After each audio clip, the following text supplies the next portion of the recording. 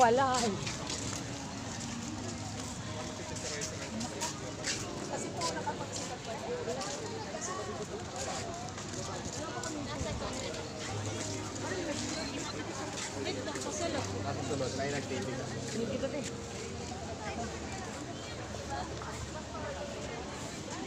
Sige. Sir, Oh, unsa man nga place? mo ni siya ang gitawag nato og kuan, sir.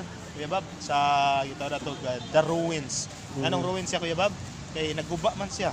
Pero sa iyang pagkaguba, nagpabilin ng kagwapo kanindot. This represents the wealth of Bacolod noon, the Taj Mahal, owned by the Lacson family. They are, so famous here. So rich.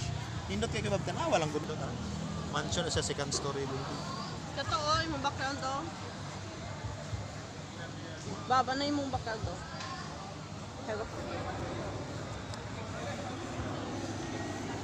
So matagal ka na dito, ma'am? Matagal na po. Ilang taon ka nung unang bumisita dito? Ilang taon? Nasa 20s na po. Yung edad mo na nakapunta dito, 22 years old ka? Taga dito ka tapos 22 years old ka. Kailan pa ako pumasok ng Redem? Bago ka na. Ma'am, ano yun siya? Yung Kahoy puno po. na parang may ano yun siya?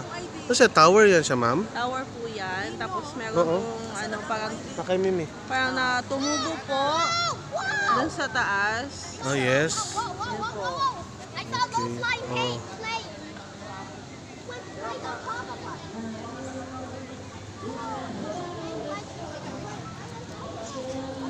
So, makita niyo po, ang daming tao dito. So many people here.